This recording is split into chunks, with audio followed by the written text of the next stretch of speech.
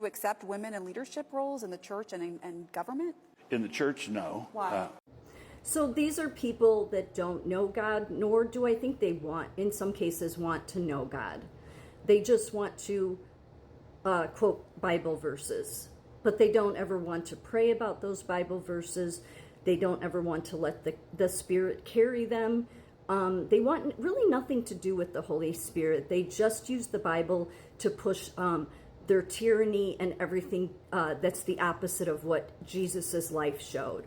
So again, what the Christian nationalists do is they throw away everything Jesus did from the Bible, and they make the Bible only about Paul. They do. That way they can say you have to submit. Did Jesus do that? No, Jesus raised Mary Magdalene up. While pastors like him would have been running from the cross, Mary Magdalene with John stayed through the whole crucifixion. They were really the only two witnesses. They were.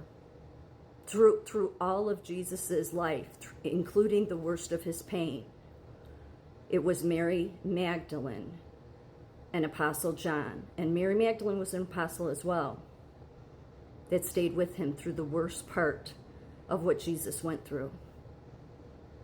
Who was the one that found that the tomb was empty? Who was the first person that Jesus came to after he resurrected? Mary Magdalene. Who did Jesus tell? Who was the first person that Jesus said who he was to the Samaritan woman at the well? He said he was the Son of God. He told her who he was. He hadn't even told the apostles yet. He'd not said it out loud.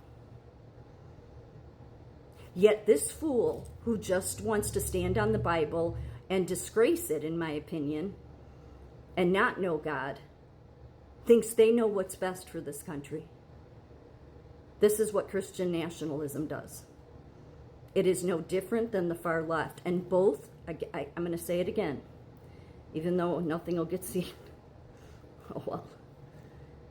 The far right, like these lunatics, the Christian nationalists hate men. That's what Charlie Kirk always had issue with women. I've said this for a couple years.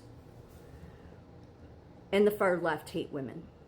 The far left and the far right hate women. It's like, it proves the Bible, actually, because it's like the Bible talks about after the original sin, Lucifer is forever, or Satan is forever going after Eve and her seed.